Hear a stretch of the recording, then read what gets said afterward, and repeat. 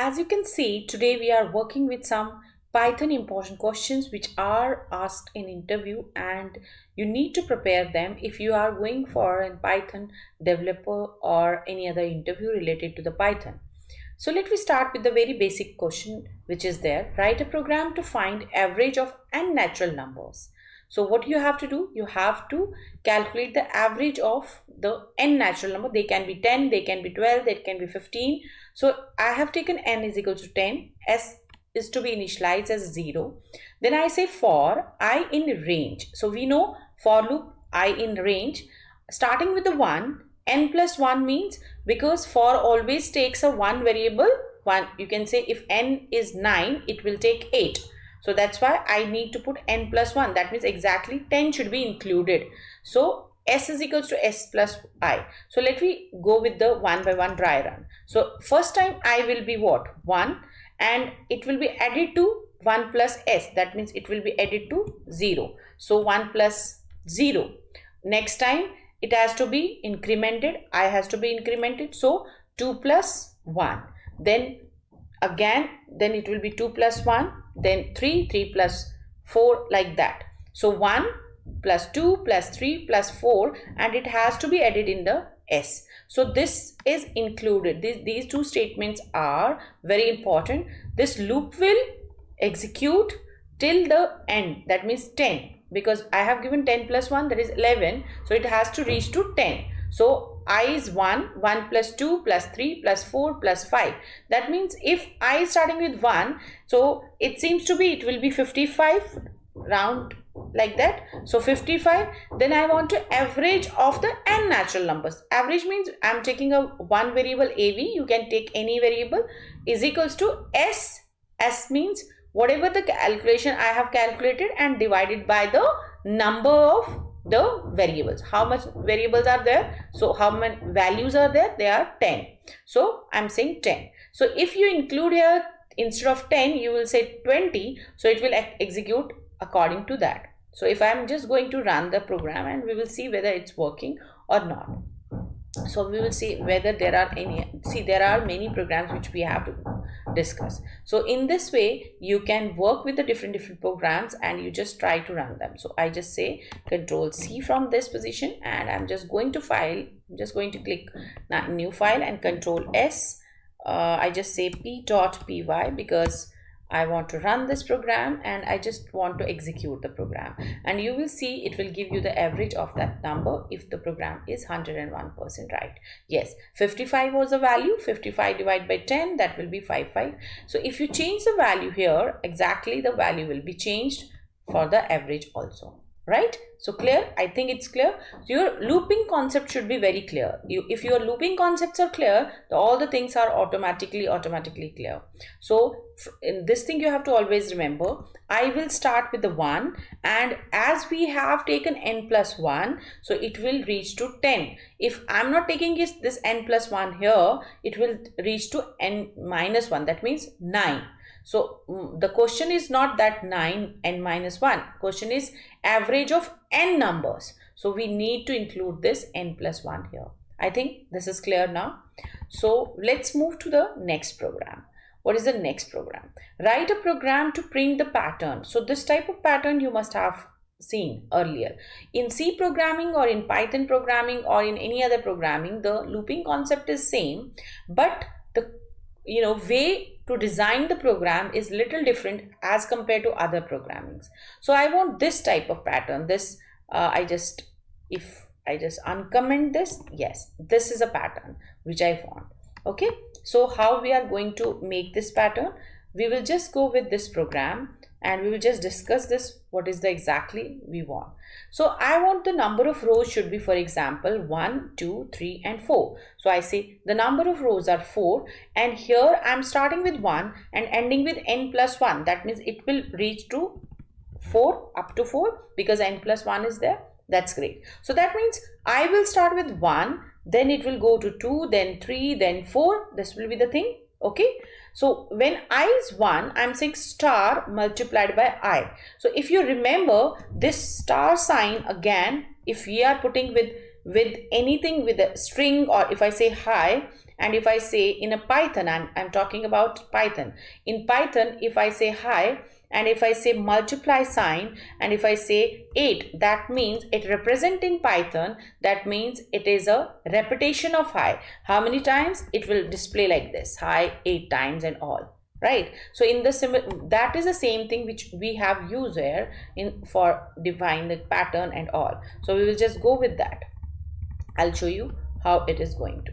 Okay, so this is n, and this will be 1, 1, then 1 time star. Then next time, as a new line is there every time, so next time it will be 2, next time it will be 3, because the loop is starting with the 1, then 2, then 3, then 4, like that. So we'll just take this code in the next file, Control C, because we need not to waste the time on typing and all. So we say Control V, and we just try to run the code, and we will see whether we are getting the same output what we want or not.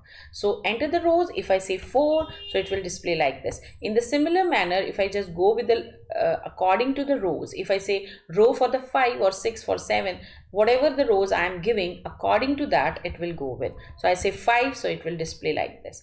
In this way, in Python, it is very easy to do these type of patterns and all. Just you have to repeat it every time, and every time the loop is I is 1, so star will be 1 time, so 1 1, then next time I will be 2, so it will repeat for, because this is for repetition. If I'll show you one more time this thing. So if I say print here, and if I say, I'm showing this practically hello, and if I just go with the sign star here, see how easy this is. I say 7, and if I just try to run this, is not multiplication, it is a repetition. So the same logic we had used in that concept. So hello, hello, hello, hello. If I put a space, little space here, if I just try to run the code, it will display according to that. So this is the same scenario which we have used in that question also. I think it's clear now, it's crystal clear. So next question is, write a program to find the factorial of a given number. So we all know what is a factorial. Factorial means 4 into 3 into 4, 2 into 1. That means we have to decrement the value and we have to multiply the value. So if I am taking a 4 and I'm saying what is the factorial of it, so I need to multiply it with the decremented value, multiplied with the decremented value, multiplied it with the decremented value till it reached to 1. So that means 4 into 3 is 12, 12 into 2 is 24, 24 into 1 is 24. That means if I say what will be the factorial of 4, that it will be 24. So this thing you have to always remember. So what is the logic which we have given here? So I am taking up one particular value here, that is I am not inputting, I am just taking a, you can just take input value, input here for the different values. I have taken 6. So I am say 6 or 5, whatever you want. So suppose I change the value 6 to exactly 4. So I say 4 is here, as we have taken the example for 4. So 4, 1 for the factorial, that means where we have to store. Okay, why this p is equals to n, I'll show you later.